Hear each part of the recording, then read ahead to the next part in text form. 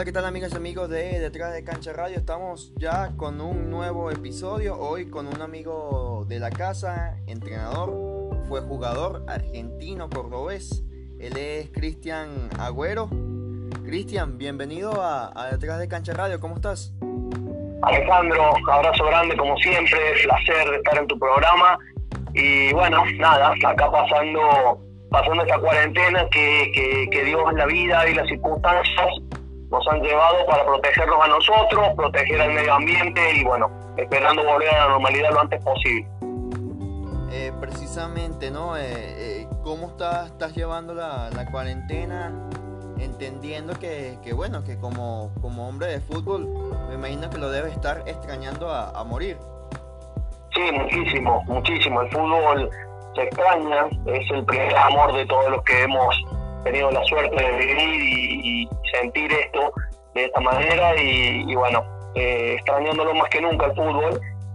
Y bueno, nada, con la conciencia, como te decía anteriormente, de saber que es el remedio para que todos nos curemos y todos podamos volver a la normalidad lo antes posible, el hecho de estar encerrados en la casa.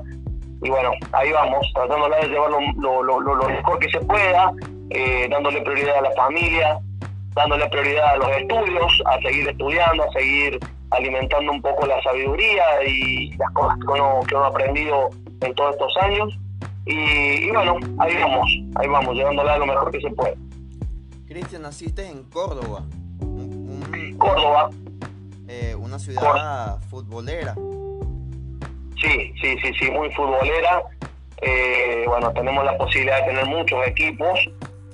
Gracias a Dios tuvimos la posibilidad de pertenecer, para mi gusto y por lo que yo sé, al más grande de todos, que es Belgrano de Córdoba. Hay otro club con mucha convocatoria, que está desde Córdoba, hasta Instituto, hasta Racing, General Paz Junior, el primer club donde me formé. Y bueno, muchísimos clubes más en la ciudad. Precisamente, ¿cómo fueron esos inicios para ti en el fútbol? ¿Cómo llegaste a involucrarte en este mundo tan bonito del fútbol? Bueno, mira, te cuento. Bueno, yo antes jugaba al básquet, para que sepas, era jugador de básquet. Lo que pasa es que hubo un colegio religioso en Argentina, en Córdoba, que es el Corazón de María. Y justo en ese colegio hacía las veces de local en nuestro gimnasio Atenas de Córdoba, el glorioso Atenas de Córdoba, que salió campeón de todo, con Marcelo Milanesio a la cabeza. Y bueno, nada, jugábamos al básquet hasta que, bueno, se me dio la posibilidad, en el año 93, de estar en General Paz Junior. Me pasó en el servicio militar, que me tocó en Argentina. Y bueno, yo ya venía jugando al fútbol, obviamente, como todo argentino, como hobby, como un pasatiempo. Y en el año 93, un sargento primero que se llamaba Ismael Cabrera me da la posibilidad de ir a General Paz Junior, donde él era médico, a que fuese una prueba, donde cual quedé. Fue muy corto mi paso en General Paz Junior, porque gracias a Dios tuvimos la posibilidad, por medio de Cristian Minetti, un chico que es lateral en ese club, que había pasado a Belgrano en ese momento, y bueno, vino Belgrano a jugar un partido amistoso contra General Paz Juniors. Obviamente que era mi equipo del cual soy hincha, soy fanático de toda la vida, y por supuesto que era mi sueño y el sueño de mi familia. Y bueno, nada, vinieron a hacer un partido amistoso al Club Juniors, en el cual tuvimos la posibilidad de jugar, tanto de local como de visitante, y el técnico en ese momento, que se llama Roberto Nieto, gran jugador de los años 70 y 80, tiene la posibilidad de llamarme y decirme, bueno, nada, que si quería hacer otro prueba en Belgrano, y gracias a Dios quedamos ahí, y ahí empieza mi gran historia con el club de mis amores, ¿no? La pasión del fútbol, tengo entendido que viene por tu padre, ¿no? Que de hecho fue jugador. También, sí, mi viejo fue un gran lateral derecho, realmente. Y bueno, nada, mi papá, obviamente que a todos nos inculcan el tema del fútbol, pero bueno, nada, mi viejo es el que ha estado al lado mío siempre, el que me ha apoyado en las buenas, en las malas, y siempre estaba ahí al lado mío, absolutamente en todo. Y bueno, de hecho hubo que tener la posibilidad de conocerme y de haber visto mi tatuaje en el brazo, dice mi viejo, para él es un dios. Entonces mi Dios en la tierra es mi papá. Entonces sí, me inculcó él desde chico este amor fútbol, este amor por Belgrano y este amor por la vida misma, que es lo que me ha llevado a gracias a Dios, los valores que he inculcado. De hecho, recuerdo en una entrevista que ya te había hecho previamente, cuando recién nos conocíamos, tú me decías, ¿no?, que ya incluso pateabas dentro de la panza de tu mamá. Sí. Según mi mamá dice que yo pateaba durísimo dentro de la panza. Y bueno, de ahí es que empecé a jugar al fútbol. Ya era una señal. Era una señal que ya avisaba de que íbamos a ser jugador de fútbol. Hablaba de que tu papá es lateral derecho, o fue lateral derecho, mejor dicho, pero tú te decidiste siempre desde un inicio a jugar de atacante. No, si supiera que cuando era chico jugaba de lateral izquierdo, y bueno, ojalá mi primo pueda escuchar esta entrevista. Nosotros jugábamos en mi barrio, en Barrio General Sabio, en Córdoba, y teníamos un señor que le decían Nenila, que él tenía un equipo, justamente en estos días reunido con la gente del Atlético Paranaense, se nos recordaba que nuestra camiseta era del Atlético Paranaense. No me preguntes cómo llegaron ahí, pero nuestra camiseta era del Atlético Paranaense. Y bueno, nada, empezaron a armar los equipos. Mi primo, Diego Moreno, era una estrella, era figura, era el 10 del equipo. Y bueno, yo era limitadito en aquel momento y jugaba de lateral izquierdo. Me pusieron a jugar de lateral izquierdo porque no había otro lateral izquierdo y me pusieron ahí. Bueno, nada, con el paso de los años tuvimos la posibilidad de ir jugando un poquito más adelante y bueno, nada, siempre jugué de 9, de delantero, con grandes referentes en mi posición, el caso de Luis Fabián Ardime, y bueno, con el cual tuvimos la posibilidad de ser compañeros. Y bueno, nada, en aquellos años en Belgrano, mis compañeros por imitar, por querer ser parecido, por cortarme el pelo igual y todo lo demás, también me decían Luisfa, y eso para mí era un honor, era un plus, el hecho de compararme con mi máximo ídolo en aquel momento.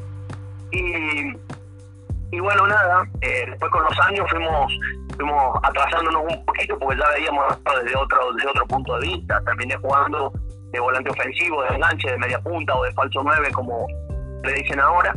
Y bueno, esa es mi carrera. Bien, ahora retomando lo que fue tu trayectoria, ¿cómo fue tu paso por Belgrano? Con Belgrano de Córdoba tuvimos la posibilidad en el año 93 de estar en el plantel de Primera División. En el año 95 se me da la posibilidad, bueno, obviamente que los cambios de técnicos obligan a los jugadores a buscar nuevos rumbos, porque obviamente los entrenadores ya tienen su nivel de juego, su sistema de juego, y obviamente hay jugadores que lo interpretan. Y bueno, nada, en aquel momento al quedar fuera del equipo, tuvimos que buscar nuevos horizontes, la posibilidad de recaer en Colón de Santa Fe. Y al caer en Colón de Santa Fe realmente fue una explosión bastante importante en mi carrera, donde fueron 2 años bastante buenos, espectaculares, con muy buenos entrenadores, con Enzo Trocero, que fue el entrenador que me llevó y realmente fue quien confió en mí en aquel momento. Y fueron 2 años espectaculares, donde inclusive pudimos clasificar a Colón con una liguilla pre-Libertadores a que pudieron jugar el máximo torneo continental. Colón también club importante dentro del fútbol argentino. También tengo entendido que jugaste en Banfield. En Banfield, en el año 97, bueno, ya estábamos coqueteando con Banfield a fines del 96, comienzo del 97, y bueno, nada, por un mal movimiento que se hizo de parte de uno de los dirigentes del club, que había estado en México vendiendo a un arquero muy importante, muy reconocido del club en aquella oportunidad. Me tuve que quedar yo desgraciadamente 6 meses sin jugar, donde obviamente no paré, seguí entrenando, estuve en Córdoba entrenando de la mano de grandes entrenadores como Ledesma en su momento, que tenían un equipo bastante conformadito, que no era profesional, pero estaban muy acoplados, sobre todo, que era la escuela Parque Atlántica se llamaba. Y en esos 6 meses maravillosos, bueno, tuvimos la posibilidad de jugar hasta con mi hermano y con grandes jugadores ahí, hasta que en julio del 97 paso a Banfield. En ese mercado de invierno podemos dar la posibilidad de jugar en Banfield. También fueron 2 años bastante buenos, donde en Banfield tuvimos la posibilidad de jugar en segunda división. Y bueno, nada, después en el año 2000 pasamos a Belgrano de nuevo, hasta el 2003, que ya en el 2003 ya se me abre esta maravillosa posibilidad de venir a este país maravilloso cual amo, que es Venezuela. En el 2003 llegó a Carabobo Fútbol Club, donde también fueron 2 años muy buenos, donde se pudo jugar Copa Sudamericana. Después de ahí pasamos al Unión Atlético Maracaibo, el gran Unión Atlético Maracaibo, que estuvo también un par de años, volviendo a Lita de Maracaibo y terminando en el Carabobo Fútbol Club, donde fue mi última experiencia, y me retiro en el 2007. Muy bien, vamos a quedarnos todavía en Argentina, Cristian. ¿Algún gol que recuerdes con mayor cariño, algún gol que te haya marcado en tu época jugando netamente en Argentina? No, obviamente el primer gol en mi debut, Lanús, fue un gol maravilloso realmente, pues justamente mi debut me da la posibilidad de entrar al partido. Y bueno, no, nada, cuando me toca entrar justo en el segundo tiempo, recibo una pelota en el cuarto de cancha y nada, lo vi en un medio adelantado y le pegué con la zurda, y bueno, tuve posibilidad de que entrara el primer gol. Y como lo cuento siempre, yo te lo he contado en otra oportunidad, salí gritando el gol como 40.000 personas en el estadio, y solamente ver a mi papá y a mi hermano que estaban sentados en la platea, y eso era, como te dije en alguna oportunidad, era un túnel donde era mi papá de un lado y yo del otro, y verlo dando abrazado a mi hermano, eso fue, creo que lo máximo que pude haber vivido con mi viejo, ¿no? A pesar de otros goles importantes, pero creo que el primero, cuando uno llega profesional, creo que es el que por ahí marca un camino, y sobre todo emocionalmente. ¿Cómo ha evolucionado desde tu perspectiva, por así decirlo, el fútbol argentino a cuando tú eras jugador, a como es ahora? No, muchísimo en sistemas de entrenamiento, en centros de entrenamiento sobre todo. Nosotros teníamos posibilidades de entrenar en canchas, en unos estados bastante complicaditos, bastante deplorables, ¿no? Canchas que estaban en muy mal estado, y bueno, hoy los chicos inclusive de divisiones menores, de divisiones formativas, de chicos que llegan a los complejos, y en los complejos tienen 10, 12 canchas donde pueden entrenar en canchas de grama natural, y si está lloviendo en grama artificial, y tienen gimnasio y todo lo demás. Nosotros en aquel momento el gimnasio era más bien particular, era algo que nosotros optábamos por seguir creciendo. Yo me sentía un adelantado en el tiempo al tener un personal trainer que era Gabriel del Campo, que ese fue, es como digo siempre, una de las personas que mejor me conoce todo el rendimiento que pudo haber dado, y de la mano de Mario Di Santo, que fue el mejor preparador físico que yo tuve en Belgrano de Córdoba, que hoy por hoy inclusive tengo entendido que ha dado bastantes simposios aquí en Venezuela, y es un referente en lo que es preparación física.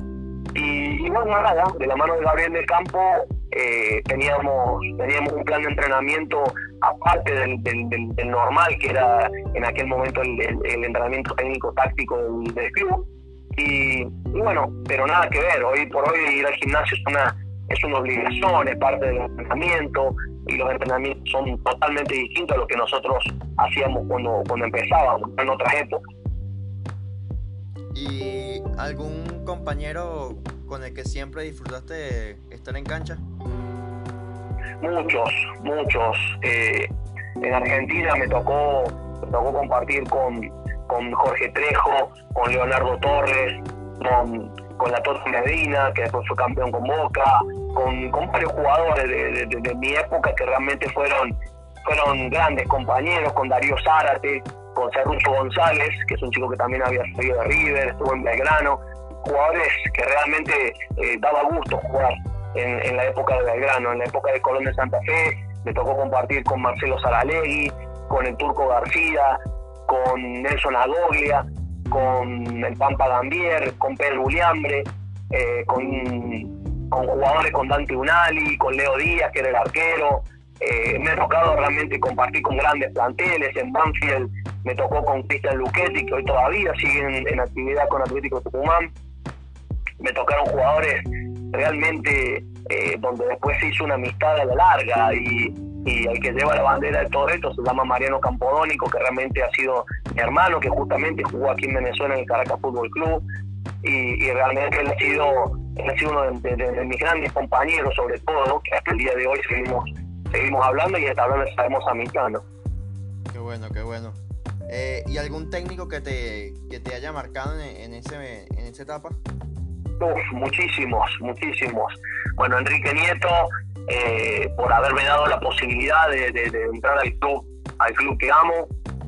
Juan Manuel Ramos, un gran arquero que tuvo en la época de los 80 en Argentina, en Belgrano de Córdoba inclusive, que lo tuve en Juniors, la Araña Muchategui, Luis Antonio Muchategui, que fue un puntero de derecho que era un crack total, que jugó en Racing de Córdoba, en River Plate, y realmente fueron personas que me fueron forjando realmente con esos troceros, como te lo decía. Hay muchos, está Cachín Blanco, que fue un técnico que tuvimos en Banfield, está Claudio Jara, también otro técnico que tuvimos en Banfield, muchos técnicos. A veces suena medio fastidioso estar recordando muchos técnicos, porque por ahí te olvidas de alguno y decís, epa, y este se olvidó de mí, que yo lo forjé, ¿no? Y bueno, acá en Venezuela me tocó grandes entrenadores, me tocó Manuel Plasencia, que realmente fue otro prócer y sigue siendo un prócer de aquí del fútbol venezolano. Realmente es un gran maestro para todos. Y bueno, también tuvimos a Nerio Hernández, lo tuvimos en alguna pretemporada por ahí, realmente el profe Nerio, que en paz descanse, que se nos acaba de ir. Y bueno, nada, hemos tenido a grandes entrenadores. Tuvimos en Barino tuvimos a la Gambeta, Julio Quintero. Y bueno, nada, hemos tenido muy buenos profesores, muy buenos entrenadores. A Tanger Mendoza en Maracaibo, y realmente, bueno, por ahí sería recordarlos a todos, porque realmente, como digo siempre, hemos sacado lo mejor de cada uno de los entrenadores que nos ha tocado, y lo hemos podido meter en una licuadora gigante, procesar todo eso y tratar de entregar hoy por hoy, en mi faceta de entrenador, a los jugadores, poder entregarle lo mejor de cada uno de esos entrenadores que pasaron por mi carrera. Cristian, he podido conversar con otros jugadores argentinos, ya obviamente que todavía están en activo, y algo común que hemos podido conversar es el tema de lo importante que es para el jugador argentino salir de su país. ¿Realmente es así? O sea, es tan importante para el jugador de Argentina, propiamente en este caso, salir de su país. Sí, es muy importante. Es muy importante porque estás trascendiendo los límites de un fútbol que es recontra de competitivo. En Argentina ser jugador del fútbol hoy no es para cualquiera. Y lo digo siempre, lo mismo pasa en cualquier lado del mundo. Ser jugador de fútbol no es para cualquier persona que dice, bueno, hoy me dedico a ser jugador de fútbol y me va a ir bien, porque me dediqué, porque tengo ganas de ser jugador de fútbol. Yo muchas veces se lo digo a todos mis jugadores, se lo he dicho, no hay que ser, sino también parecer jugador de fútbol, vivir como jugador de fútbol y todo lo demás. Muchas veces le digo, esperen un poquito para hacerse los tatuajes o para estar ventilando su vida en redes sociales y todo lo demás, hasta que uno tenga la posibilidad de triunfar y de ser reconocido.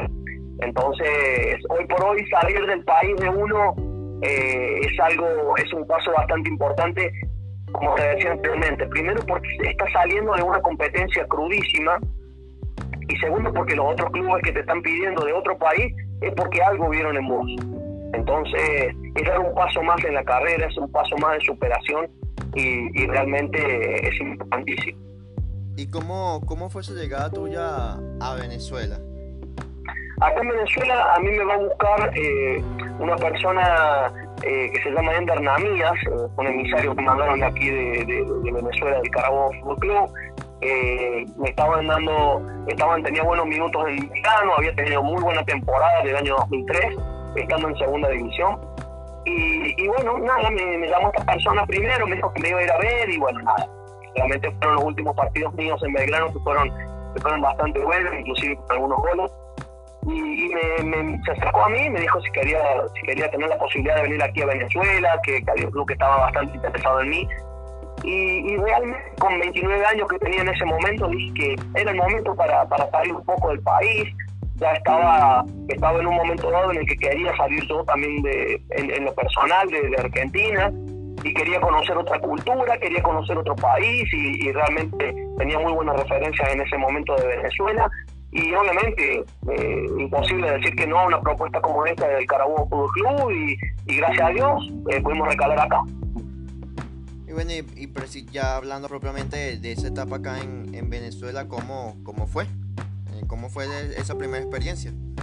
Mi primera experiencia aquí en Venezuela al principio me costó muchísimo por un tema de temperatura, el tema de verano todo el año, del calor, de la humedad. Me costó bastante primero insertar en el fútbol venezolano, que es tan físico sobre todo. Ya no bastaba solamente con jugar bien a la pelota, con pegarle bien a la pelota, sino que tenía que tener un juego muchísimo más físico, porque realmente el biotipo del jugador venezolano es fuerte, muy fuerte físicamente, y me costó muchísimo, sumado a que muchas lesiones también no me ayudaron aquí en el final de mi carrera, pero realmente aquí en Venezuela me di cuenta que el fútbol no era lo que a lo mejor se veía por televisión o lo que nosotros pensábamos del fútbol venezolano, ya que en aquel momento estaba recién resurgiendo lo que era el tema selección y nosotros veíamos los goles que recibía Venezuela y pensábamos que el fútbol venezolano era mucho más fácil, ¿no? Y cuando llegué acá, nada que ver, el fútbol venezolano es muy difícil, es muy físico y muy competitivo sobre todo, y es como dice el dicho, cualquiera le puede ganar a cualquiera hoy por hoy, ¿no? Así es, realmente es así. Después de tu paso de Carabobo, es que llegas a Maracaibo. A Unión Atlético Maracaibo. A Unión Atlético Maracaibo. ¿Eso fue exactamente qué año? 2005. 2005. Con un plantel tremendo, donde estaba Rafa Dudamel, estaba Gilberto Angelucci, Juanjo el Mayor, Pedro Fernández, Leo Bielma, Chuy Vera, Elvin Martínez, había Ruber Morán, estaba Giovanni Pérez, tenía un equipazo, tenía toda la selección, Javier Villafrás, tenía toda la selección de Venezuela prácticamente, menos algunos, estaba en el Unión Atlético Maracaibo, en la época que estaba gerenciando todo Giancarlo Di Martino, y bueno, nada, era otra cosa realmente, ¿no? Y bueno, precisamente un equipo que ya estaba golpeando duro dentro del fútbol nacional, ¿no? Y un equipo que todavía ya casi, más de 10 años desde que se desapareció. Sí, se le recuerda muchísimo todavía. Desgraciadamente, al haber desaparecido el Atlético Maracaibo, desapareció el fútbol Maracaibo realmente, porque hoy te pones a pensar, y bueno, gracias a Dios el Zulia Fútbol Club sobre todo, que hicieron en Copa Sudamericana, revalidó un poquito el fútbol en el estado Zulia, pero realmente el Unión Atlético Maracaibo era otra cosa, llenaban el Pachencho Romero. De hecho, cuando se agrandó para la Copa América, el Pachencho Romero, pocas veces lo habían visto lleno, solamente se veía lleno cuando jugaban en un Atlético Maracaibo y realmente daba gusto ir a ver esa hinchada y bueno, era otra cosa realmente, que hoy por hoy, bueno, obviamente se fueron separando, primero con el Zulia Fútbol Club, en primera temporada, que inclusive pretendían hacer un clásico con el Unión Atlético Maracaibo y no había manera, y bueno, nada, con el arribo de otros clubes, el caso de Titares, ya no fue lo mismo, que no era un club que obligara a tener esa identidad. Hablamos siempre de llevar al equipo de sus amores a verlo, porque hoy ves a un equipo, te enamoras del equipo, de la camiseta y de sus colores, y ya mañana el equipo desaparece, y a quién alentás, al próximo que viene, con la camiseta que compraste anteriormente, tantas cosas que pensabas que se les podían dar a otro equipo, ¿no? Eso es algo que en Venezuela, porque no puedes tener una identidad cuando desaparecen, cuando se arresten y no tienen una consistencia o seguir con la misma vida del club, ¿no? Así es. Después de esa aventura en el UAM, es que te vas al Ital Maracaibo, ¿cierto? Sí, el Ital Maracaibo fue muy costo. La persona que era mi representante en aquel momento compró la ficha de lo que era Marítimo, el gran Rafa Santana, compra esa ficha y se lo lleva a Maracaibo con el nombre de Ital Maracaibo. Era un grupo de personas italianas que realmente querían hacer algo por el fútbol profesional, realmente no lo supo llevar, y bueno, paso por este corto que paso, con grandes compañeros, yo con Giraldo, equipo de y bueno, fue muy linda la experiencia, pero muy corta, porque no lo supieron llevar como tal, que a pesar de ser gente de fútbol, no lo supieron gerenciar al equipo en este momento. Bueno, fue muy corto el periplo del Ital Maracaibo. Y allí es cuando después vuelves al Carabobo. Volvemos al Carabobo, pero ya desde otro punto de vista, ya adelante, ya la sección no me acompaña mucho, y bueno, nada, en el 2007 decido colgar profesionalmente, decido dar un paso al costado, porque ya veía que ya mi físico ya no me daba, ya la rodilla no me daba más, y bueno, nada, siempre está ese bichito que te pica. Hasta el día de hoy seguir jugando, inclusive en algunos torneos de veteranos, y bueno, nada, decir el miércoles, si la rodilla me hubiesen respondido un poquito más, por ahí pudiésemos haber jugado unos 4 o 5 años más. Son unos años de más. ¿Cómo? Son unos años más. Sí, bueno, nada, a lo mejor hubiese terminado como Macintosh, que se retiró a los 46 años. No, hubiese por lo menos jugado, no sé, hasta los 38, 39 años, y nada, hubiese sido una carrera hermosa realmente terminarla de esa manera, sin tantas lesiones en la rodilla, ¿no? Ahora, ¿en qué momento de tu carrera, o no sé si lo pensaste fue hasta el final de la misma, decidiste ser entrenador? Bueno, mira, te cuento, yo antes de venir a Venezuela, en el 2002, yo ya tenía una escuela de fútbol en Argentina, en Córdoba, que era mi escuela, y nada, y siempre me llamó mucho la atención. Dentro de la cancha siempre fui un líder, siempre me gustó hablar con mis compañeros, siempre me gustó ordenarlo, siempre me gustó que el equipo jugase bien, ¿no? Siempre me gustó realmente, y siempre me veía, como te decía anteriormente, me veía reflejado en el sistema de juego y en las ideas de los entrenadores, ¿no? Y bueno, nada, todo esto explota, nada, cuando ya uno va viendo que te tocan tipos grandes, tipos grosos, como decimos en Argentina, que entrenan y trabajan tácticamente. El caso de Manuel Plasencia, que me tocó tenerlo en Carabobo. Bueno, realmente me llamó mucho la atención de decir, bueno, ¿por qué no? Porque generalmente no todos los jugadores de fútbol, cuando terminan su carrera, dicen, bueno, sigo ligado al fútbol ahora como entrenador, porque muchos se estresan y muchos se cansan, ¿no? Yo escuchaba, por ejemplo, el caso de Oscar Ruggeri, que él decía, cuando yo decidí que no me quiero levantar más temprano a la mañana, es que voy a largarle por el fútbol. Y muchos lo dicen lo mismo. El caso de Francescoli también dijo lo mismo. Entonces, vos fíjate que muchos jugadores de fútbol que se retiraron, hoy por hoy están o gerenciando, están en otros papeles dentro de los clubes, dentro de las instituciones. Y en mi caso dije, bueno, tengo que ser entrenador y voy a ser entrenador, y me empecé a preparar directamente para eso. Y bueno, mi carrera como entrenador arranca en el 2009.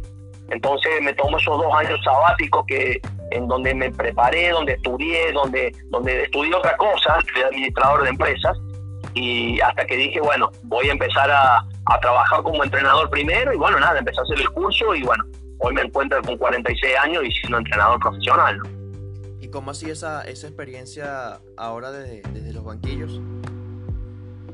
Muy positiva, porque como te digo, realmente a mí me gusta compartir mi experiencia con los más chicos, con los chicos que van empezando, con los chicos que recién arrancan con esto tan maravilloso de ser jugador de fútbol, poder encaminarlos, como te decía anteriormente, hacerles ver de que el zarcillo y los tatuajes son para cuando sean famosos y no ahora que están empezando y tienen que tener un sacrificio y tienen que tener valores y tienen que tener muchísimas cosas antes de adornarse, ¿no? Me tocó mi primera experiencia como entrenador directamente con segunda división, con el Angostura Fútbol Club. Me llamó, yo venía haciendo clínicas en todo el país con mi escuela de fútbol argentino, que es mi escuela actual, y me tocó hacer una clínica justamente en Puerto Ordaz, donde tuvimos una muy buena experiencia.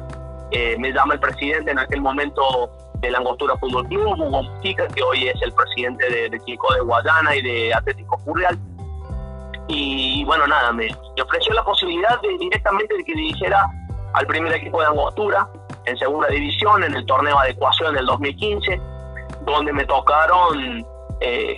tocó bastante complicadito, sí, con un sistema de fútbol venezolano en aquel momento que estaba en una transición bastante grande cuando fue el torneo de adecuación, que es donde asciende Monagas Sport Club.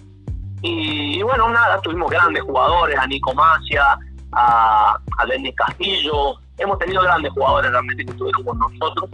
Y bueno, nada, después de eso nos pusimos a armar todo lo que era la cantera y todas las divisiones menores de la Angostura Fútbol Club, de la mano de José Luis Sicarelli, que también era la dupla conmigo. Y bueno, ahí arrancamos con esto de volver a reinsertarnos en el fútbol profesional, en este caso como entrenador. Y bueno, ahí empezamos, fueron 2 años bastante buenos en Angostura, donde pudimos sacar campeón a la sub-20 2 años seguidos de la apertura y de clausura en algún momento, consolidando el equipo en Serie Oro en aquel momento que por clasificación era Serie Oro o Serie Plata. Y bueno, nada, volvimos en el 2018 a la Angostura, nuevamente de la mano del Pájaro Vera, trabajando ahí como asistente de él y también dirigiendo la sub-20 en aquel momento. Y bueno, nada, después de eso aparece el Deportivo Petare con un proyecto maravilloso en lo que fue 2019. Y bueno, nada, trabajamos muy cómodos realmente en Petare, en Caracas, con otra estructura, con muchísimas cosas, que realmente estoy muy agradecido con eso. Muy bien. Ahora no estás entrenando, pero puedo entender que estás preparándote para un nuevo proyecto. Sí. Hay varios proyectos, inclusive fuera del país, que estamos estudiando y estamos esperando. Ya lo teníamos prácticamente decidido y cerrado, pero bueno, nada, esto de la pandemia del coronavirus nos ha hecho reflexionar un poquito y parar un poco la pelota, pisarla, levantar la cabeza y estar mejores para tomar la próxima decisión, que es el futuro de nuestra vida y el futuro de la familia realmente. Y bueno, nada, esperando ahora a ver qué resolución pasa después de que termine todo esto de la pandemia, ¿no? Así es, y esperando obviamente que pase lo más pronto posible. Cristian, ¿alguna pregunta que se pudiesen percibir como cliché, pero que a veces es muy importante, ¿no? Porque tú viviste en una época en la que Maradona todavía estaba jugando y has podido ver a Messi en lo que ha sido su carrera. ¿Tienes alguna preferencia como argentino? Mira, hoy por hoy ponerse a comparar a Messi con Maradona realmente es bastante complicado. Hoy por hoy, en estos días de pandemia, que uno ve muchísima televisión y muchísimos programas deportivos, cae en la palestra y en la mesa de discusión realmente quién fue mejor, si Maradona o Messi. Realmente compararlos a ellos dos sería una utopía para mí, porque haberlos visto a los dos y haberlos visto en el mejor nivel a los dos, realmente sería muy odiosa la comparación, ¿no? Y el hecho de comparar que en el caso de Maradona ganó una Copa del Mundo y que Messi no, también sería odioso, porque Maradona no ganó todos los títulos que ganó Messi, y en estos días diciendo si Messi era más goleador que Maradona. Creo que jugaron en épocas totalmente distintas del fútbol, donde a Messi se lo cuida muchísimo más de tanta falta y de tanta violencia que pueden haber dentro de una cancha de fútbol. A Messi hoy por hoy lo tocan y realmente ya le cobran una falta. Y si te pones a ver videos realmente de las patadas que recibía Maradona, eran asesinas las patadas. Y no, te invito a ver el partido, el primer partido de la Copa Mundial del 86, cuando fue Argentina contra Corea del Norte, y ver las fotos de las patadas que le pegaban tremendas a Maradona eran realmente groseras. Jugadores que hoy por hoy no durarían un minuto dentro de la cancha. O te invito a que veas el partido de eliminatoria de Argentina-Perú, que tuvo una marca personal que se llamó Reina, el jugador, y que hoy por hoy no duraría un minuto dentro de una cancha de fútbol. Entonces, bueno, y te repito, Maradona a lo mejor, el caso de ser una leyenda como es, y como dicen siempre, el mito Maradona se remonta a varios momentos de su carrera, pero básicamente se remonta primero Maradona cuando jugaba en Argentino Junior, que Gatti le dijo gordito y vino y le metió 4 goles. Segundo, cuando Maradona saca campeón a Boca en el año 81, que realmente Boca tenía bastante tiempo sin salir campeón, y Maradona lo saca campeón en el 81 junto con Miguel Brindisi. Después le hace ganar al Barcelona una Copa del Rey, que realmente su paso por el Barcelona fue medio nefasto porque no estuvo mucho tiempo. Y después, bueno, nada, lo que hizo con Nápoles fue otra cosa. Si podés ver el documental que hacen de Maradona en Nápoles, es otra cosa. A Nápoles le decían que tenían cólera, que se bañaran, los discriminaban, y era una xenofobia tremendo entre los mismos italianos. Y Maradona fue la bandera de ellos. Y es como decimos siempre, los que tuvimos la posibilidad de ver a Maradona, que todos nos reflejamos en Maradona, todos nos reflejamos en que los sueños se podían cumplir, porque era un chico de un barrio muy humilde, porque era un chico que tenía carencias de muchísimas cosas, y pudo cumplir su sueño y fue la bandera de todos. Y después, bueno, el mito Maradona se remonta al Mundial de México 86, donde termina deportivamente vengando una guerra injusta con los ingleses, y después termina levantando la Copa del Mundo. Creo que si vos te pones a pensar, muchas veces los argentinos le dan mucho más valor al partido con los ingleses que a la misma final de la Copa del Mundo con Alemania, ¿no? Entonces, ese es el mito tan grande que nos regaló Maradona en una época muy, muy difícil de Argentina, donde no había otra cosa que nos diera alegría más que la selección argentina y más que Maradona. Y el caso de Leo es un jugador extraterrestre, es de otro planeta, es un chico que con la edad que tiene hoy todavía sigue demostrando que es capacitado para seguir jugando muchísimos años más, y es un jugador que ves con un talento totalmente natural, que no es hecho, que prácticamente tiene gimnasio porque le toca, no porque se mete en un gimnasio o viva en un gimnasio, como el caso de Cristiano Ronaldo, que es la otra comparación odiosa que se hace. Son dos jugadores tremendos en la actualidad, y vos te pones a pensar que un tipo de más de 30 años hoy por hoy sea todavía el mejor jugador del mundo, por encima de chicos de 20, 21 años, 22 años que recién están saliendo en lo que es el fútbol mundial, ¿no? Entonces, por eso te digo que la comparación entre Maradona y Messi es bastante odiosa por muchísimas cosas. Yo, gracias a Dios, agradezco a Dios de haber nacido en esta época, y haber nacido y poder haber disfrutado en vivo de ver a Maradona y de ver a Messi, y también, ¿por qué no?, meter a Cristiano Ronaldo, de haberlo visto y de ver la gran calidad de jugador que eran, ¿no? Claro. Ahora, Cristian, también preguntarte, obviamente por lo que es el fútbol venezolano, la selección propiamente, ¿pudiste ver de cerca esa buena época de la selección nacional? Buena época en el sentido de la época de Páez, Farías, recientemente la de Dudamel. Pero viendo eso, ¿qué se le puede avisorar ahora a José Peseiro? Que bueno, tanto que se pidió un técnico extranjero y ya se tiene, pero ¿con qué se come eso, por así decirlo? Mira, te voy a explicar una cosa. Aquí en Venezuela, gracias a Dios, hemos tenido grandes maestros. El caso de Richard Páez, que muchos dicen que también es el papá del fútbol venezolano, y en muchas cosas para mí es el papá del fútbol venezolano, sin olvidarnos al gran José Omar Pastoriza, que en paz descanse, que todos señalan como el papá del fútbol venezolano, donde les enseñó a ser profesionales, donde les enseñó a vivir como jugadores de selección en su momento, y bueno, tener esa posibilidad de ser reconocidos a nivel mundial. El caso de Richard, bueno, tuvo unas campañas espectaculares, y en conversaciones cara a cara me lo dijo, el por qué en algún momento Venezuela le tocaba jugar con equipos ganables, si se quiere, para poder enamorar al público con el rendimiento de la selección, ¿no? Donde la gente se sintiera identificada, esa tan llamada identidad que vivimos buscando tanto entrenadores como toda la gente del fútbol, para que la gente se sienta acorde con el equipo de sus amores, ¿no? Y en este contexto, bueno, nada, Richard me lo dijo que había que enseñarles a la gente a que la selección era el equipo más importante del país y que tenían que ir a la selección.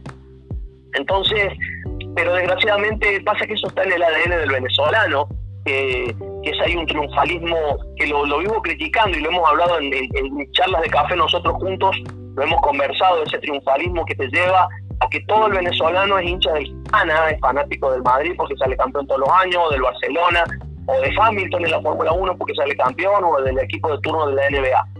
Entonces, desgraciadamente ese mismo triunfalismo termina siendo bastante tóxico para todos los proyectos, ¿no? Para todos los procesos. Porque ante un partido que no juegue bien, ya el equipo, la gente ya no lo va a apoyar. Y muchas veces lo digo con conocimiento de causa. Y por ejemplo pongo un ejemplo, el caso de Mineros de Guayana. Mineros de Guayana en algún momento cuando iba a la final metía 41.000 personas dentro del CT de Cachamay, y lo podrás haber visto. 41.000 personas, pero en 2 partidos, vos vas a ver un partido de Mineros de Guayana y son 20, 30 personas que van a la cancha, no son más que eso, ¿sí? Sin exagerarte. Entonces, ¿qué pasa? Le pasó el caso de Chita San Vicente, que cuando Chita agarra la selección, todos le pedían a Chita San Vicente, todos pedían al profe Noel, sí, Chita San Vicente tiene que ser, porque es el profe más ganador del fútbol venezolano.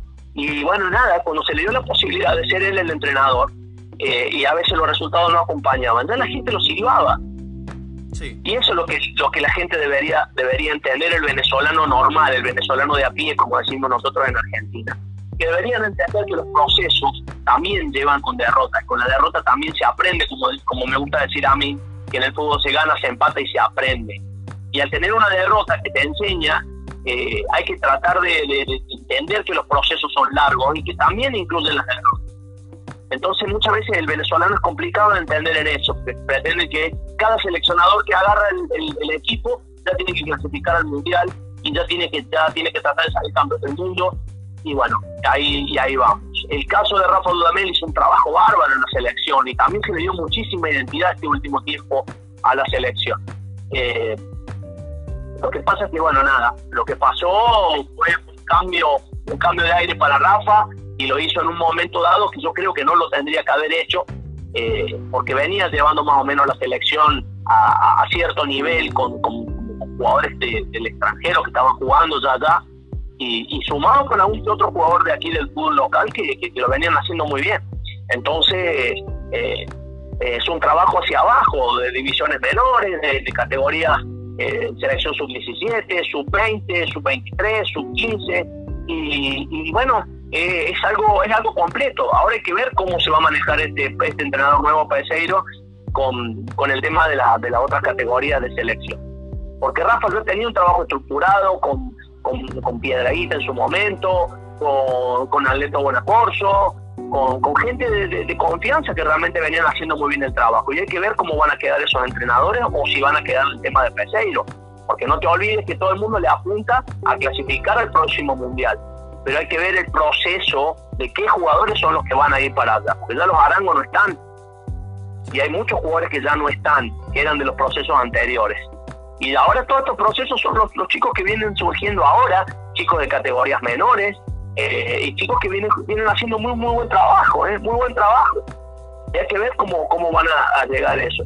Porque no te olvides que, bueno, hay que ver ahora cuánto tiempo más va a pasar hasta que empiecen las eliminatorias. Y cuándo va a pasar el Mundial. No sé si será el 2022, será el 2023, por ahí lo pasan un año más allá. Entonces tenés que ver qué tiempo tiene el entrenador para trabajar. No es solamente decir, bueno, está bien, me traen un entrenador para dirigir a una selección nacional porque ganó todo en cualquier país que vos quieras darle. Un Ancelotti, por ejemplo, no podría dirigir aquí en Venezuela. ¿Por qué? Porque no conoce a los jugadores de aquí. Y a este Peseiro, la suerte realmente, o la desgracia de esta pandemia, juegan a su favor, porque le da la posibilidad de ver videos y de ver a jugadores y conocer un poco el ADN del fútbol venezolano para ver con qué cuenta él para trabajar en el futuro. Entonces, por ejemplo, yo siempre critiqué la última convocatoria que hizo, era la convocatoria que había hecho Rafa Dudamel, y esa misma convocatoria, con esa misma iba a trabajar Peseiro. Eso significa que no conocía a los jugadores. Entonces, bueno, esta pandemia le da la posibilidad de él a seguir trabajando, bueno, imagino que desde su casa ahora, pero por lo menos a partir de ahí conociendo un poco el ADN del fútbol venezolano, cómo vive el jugador, cómo siente el jugador del fútbol y cómo vive el día a día, sobre todo en un fútbol golpeado como el fútbol venezolano. Así es, interesante reflexión, Cristian. Y bueno, nada, agradecido contigo por estos minutos de tu tiempo. Esta es tu casa y nada, desearte el mayor de los éxitos en los proyectos que vengan para ti. Amén, amén, Ale. Muchas gracias. Y también, bueno, agradecerte a vos por la deferencia, por siempre acordarte de mí y por siempre hacerme parte de esta familia. Y bueno, con este proyecto detrás de la cancha realmente bendecirlo y bueno, que les vaya de la mejor manera realmente porque se lo merecen. Te lo he dicho en privado y te lo digo públicamente. Sos una persona que trabaja muchísimo por esto y sos una persona que se mata investigando y trabajando de la mejor manera y sacándole lo mejor a cada persona, que eso es lo más importante. Te mando un abrazo grandísimo y realmente gracias por esta entrevista. No, gracias a ti, hermano. Te mando un abrazo. Igual. Bueno, ya lo escucharon, Cristian Agüero, técnico argentino, exjugador. Estuvo acá en nuestro país jugando con el Carabobo, con el Ital Maracaibo, Unión Atlético Maracaibo, en ese plantel grandísimo que dio en su momento el Estado Zulia. Jugó en Argentina con Banfield, con Belgrano, con Colón de Santa Fe. Y bueno, es uno de esos jugadores extranjeros que bueno, se termina enamorando del país y vive para aportar lo poco o mucho que pudo aprender a los más jóvenes, ¿no? A esas camadas generacionales que vienen en camino. @detrás de cancha piso fútbol en Instagram, @detrás de cancha piso en Twitter, @liporacia mis redes personales, y nos escuchamos en un próximo episodio de Detrás de Cancha Radio. Chao.